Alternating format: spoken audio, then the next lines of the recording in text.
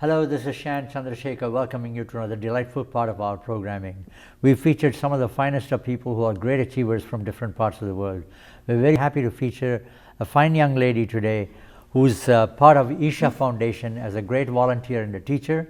She's got a bachelor's degree, a BTech in computer science and engineering from IIT, one of the most prestigious institutions in New Delhi from India. And she's got an MBA, a Master of Business Administration from Ivy League School of Business, of course, very prestigious again, Western University. We'd like to welcome to the program Shruti Garg. Shruti, welcome to the show. Thank you. It's a pleasure to be here. Shruti, you know, it's a very nice Sanskrit name. So tell me about the significance of the name Shruti. So Shruti, it refers to ancient sounds. Literally, it means something good to listen to. Yeah. But in our yogic sciences, Shruti and Smriti was the ways our yogic knowledge was transmitted from one generation to another, because in ancient times it was never written down. Just through sounds and memory, words and memory, it was transmitted from guru to disciple and so on. So that's where Shruti, the sound, and the Smriti, the memory, comes from. Wonderful. Well, you've got a fascinating academic background. I'm going to go into that later. But what's fascinating is that you've been involved now with Isha Foundation. They've been doing an outstanding job with respect to community service, environment, sustainability, so many activities that they have done. And with approximately 17 million volunteers, I'm told, from around the world, and 300 centers. Mm-hmm. Massive organization, yes, built by none other than the great Sadhguru himself. Mm-hmm. So tell me about this organization, Isha Foundation. So Isha Foundation was established around 40 years ago by Sadhguru. It's a completely not-for-profit, non-religious international organization.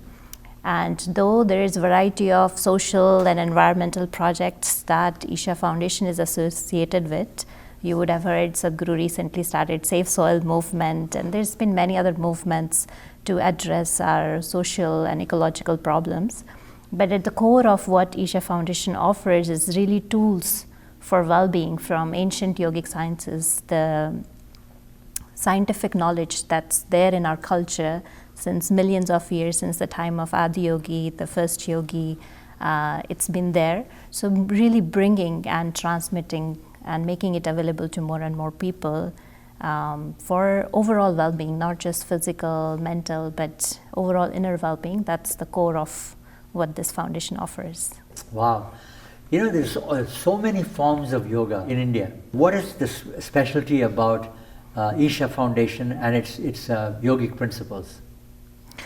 So when you look at yoga, there's many times it's being just offered for fitness, physical fitness, which is great. It works, still works. Asanas, they work for physical fitness.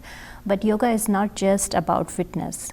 It actually goes deeper than that. The way the Sadhguru describes is yoga, the word yoga means union. So it is through this technology you can actually become one with the whole existence. That is the possibility that it offers.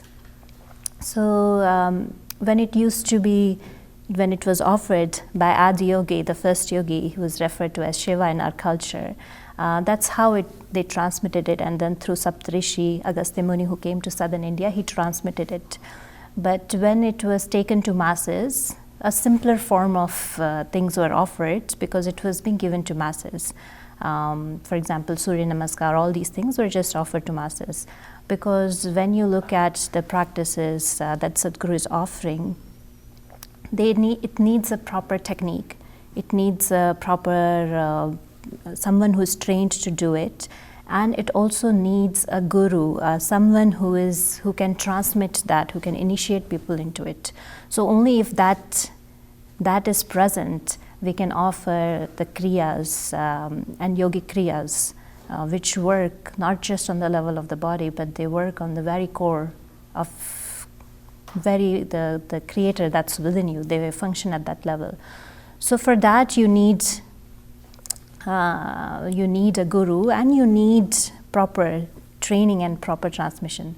So Sadhguru's, if you look at it, Isha Foundation, we mostly don't teach yoga through YouTube or online. Yes, there are some simple practices which are still offered, but our programs you have to come for a few days, spend few hours, and the way the whole Kriya is taught with every thing that you do, every posture that you hold with the body, there's a specific instruction about that, and then it's all powered through the transmission of Kriya, initiation into Kriya that happens with Sadhguru. So I would say if you want to just compare it to usually what's being offered as yoga, what's usually being offered, it caters to your physical health and mental health and works wonders. But what Sadhguru is offering goes beyond that. Physical and mental benefits are just side effects of that. It really touches the core of who you are. It will go and touch it works at the level of your energy system. So for example, when Sadhguru teaches Hatha Yoga, we teach Surya Kriya, not Surya Namaskar. So Surya Kriya is the mother of Surya Namaskar. That's the ancient practice from which Surya Namaskar evolved. But Surya Namaskar you can teach to masses over YouTube. Surya Kriya you can't, because if you do it incorrectly, then it's not good for you. So it needs proper instruction, proper breathing pattern, everything. Just one cycle of Surya Kriya takes 15 minutes. So like that, Sadhguru is going back to the origins and bringing those practices which used to be only available to few people. For example, Shambhavi Mahamudra Kriya, which I am trained to teach, used to be only offered in small groups of people in physical intimacy of Guru. It used to be offered. Not to masses, because that's the kind of commitment it needs. But Sadhguru has done a lot of work on it, and now he's making it available to masses. So he's brought those things which were only available to a very small segment of society, he's brought it to masses. But still people need to come and spend some dedicated time, go through a program. It's not something that we just teach on YouTube, because it cannot work like that. It's absolutely fascinating. Tell me about your childhood a little bit. So I grew up in a very middle class family, and then the generation of 80s, education used to be a very, very big thing for them. My parents just really, their whole focus was on education. They really wanted me to build a successful career and get education from a very good institute. So that was the focus. But at the same time, my mother was very religious, and she would usually drag me to all the whenever there was any kind of sessions or satsangs or pravachan that were happening, she will drag me there. So I used to go with her, but I never really connected with that aspect of our culture growing up. Like, it's fine, they're saying something. So my focus was really just on education, not because that was something I wanted, but that's how the society was set, and it was the only goal growing up that get education from a very good institute and make something, make a name for yourself and succeed in life. In terms of your career planning, vocational guidance was given to you. Obviously you chose a bachelor's degree, B.Tech in computer science and engineering. So tell us about that move. So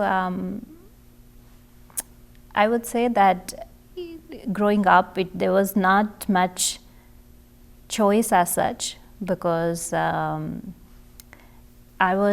did well. I used to do well in academics, one of the top students, and so there's a path that gets set for you. At least that's how it used to happen. I had good grades after 10th, and then there's only two options that are presented to you, that you either become an engineer or you become a doctor.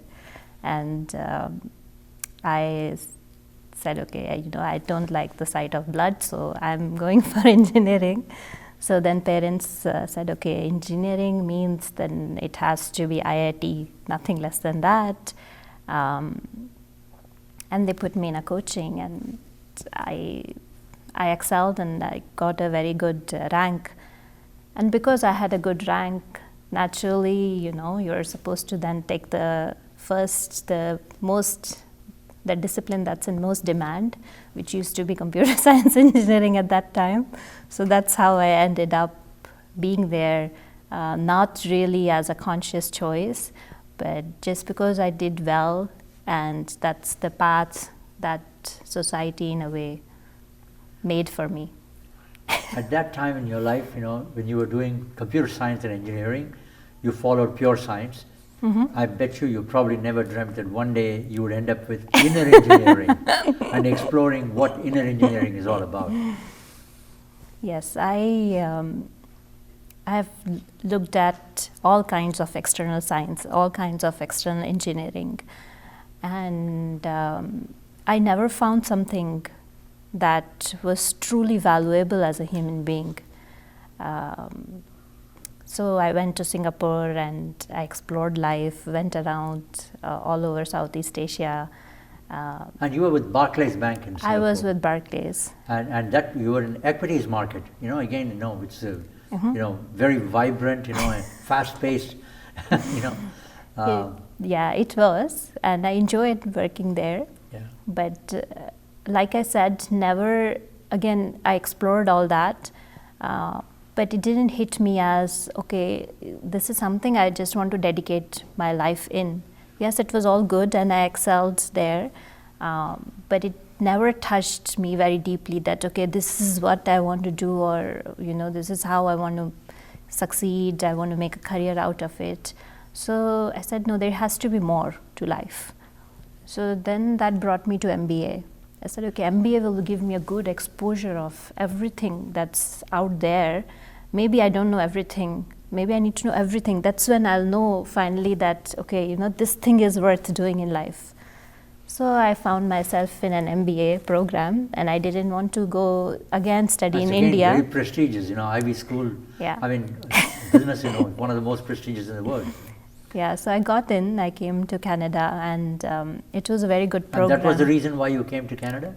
That I applied to a few different schools internationally because I wanted more exposure to life. I had already experienced studies in India, so I thought, okay, more exposure to life, and I applied few places, and the Ivy School just appealed to me because of the way they go about the studies. It's not very academic, it's more case study method based. So I like that, it appealed to me. So I came here and got to explore everything that's out there, because in MBA you get a good exposure of everything. Right. I would say still nothing really hit me as, this is the thing to do in life because this is the most important thing, or I really, this is what I want to do. Nothing really hit me like that. I got to explore everything. I got the job in Scotiabank and I took it because it was something I enjoyed doing. That's fine. It gave me good money. I lived in downtown Toronto. All that was there, but again, it never hit me. For some people, they just know exactly, okay, I want to become an investment banker, this is all I want to do in my life. All that never, because everything seemed like okay, that's fine, stock market, this, that. At the end of the day, it's just something that gives you money and takes care of the survival, gives you a good life. There is no deep meaning or any purpose to this. Finance, stock market, everything, it's good, it was enjoyable, but it doesn't go deeper than that, than just having a good life in terms of comforts, giving you a good life in terms of comforts. It doesn't go deeper than that. So I just accidentally came across inner engineering because someone I knew was doing this program, and they started talking things which didn't make sense to me. I was like, okay, what is this program? I have to do it also. That's the first time I actually sat with Sadhguru for 7 sessions. And just sitting with him and listening to him, it just blew me away. Just the sheer logic and the way he scientifically explained everything that's there, it just made so much sense to me. No one in my life ever, appeals to me as compared to what Sadhguru was saying. Every sentence he said, it just hit me. It was so true, whatever he was saying. Simple facts of life. He looked at it so simply, so logically, so scientifically. So I then enrolled for a program that he was conducting, an inner engineering program, and he was teaching this Shambhavi Mahamudra Kriya. And I attended this program. It was 2.5 day program that happened in Detroit. So I was in Toronto, and I just went to Detroit for this program. And this program just completely, because yes, Sadhguru talking and explaining things is just one aspect of it, but the practice he offers, the Kriya he offers, and the initiation into that Kriya, for the first time, it opened up a whole different world within myself, which I never knew existed. For me, the me was just this body and this mind, that's it, nothing more than that. And life was just everything on the outside, the comforts, the success, how much, what position you're getting, how much money you're getting, that's just life. But I got a peek at life within, a completely different dimension of life, so much within, and it just blew me away. This, whatever science and engineering I had done on the outside was nothing compared to the whole science and technology that's there for within. I decided to become a full-time volunteer and went for this training to get trained to conduct in engineering programs. Just 2 years later, 2014, I went into the training, and it's been almost close to 10 years now I've been. Sadhguru is coming back after a long time, and he's going to be appearing at the Metro Convention Center. Yes. What can people expect, and what is on the agenda for his visit? So Sadhguru is coming on May 24th, and he's offering a program called as Soak in Ecstasy of Enlightenment. Mm-hmm. So, as it's indicative from the name, this is not just a program where people have an opportunity to be with Sadhguru, or it's a satsang with Sadhguru. He's offering a much deeper possibility where he is going to take people through powerful processes and meditations, and give them a peek at ecstasy and enlightenment. These are the words that are heavily used, but for most people it's just some word, some esoteric term, but he's offering a possibility that anyone who is there, who's sitting with him, has the possibility to go beyond their current experience and perception of life and really experience that ecstasy. So he'll rub off his own experience of ecstasy and enlightenment onto people sitting in front of him in many ways. So it's a very powerful offering from Sadhguru, and that's why it needs a certain preparation, and people have to go through inner engineering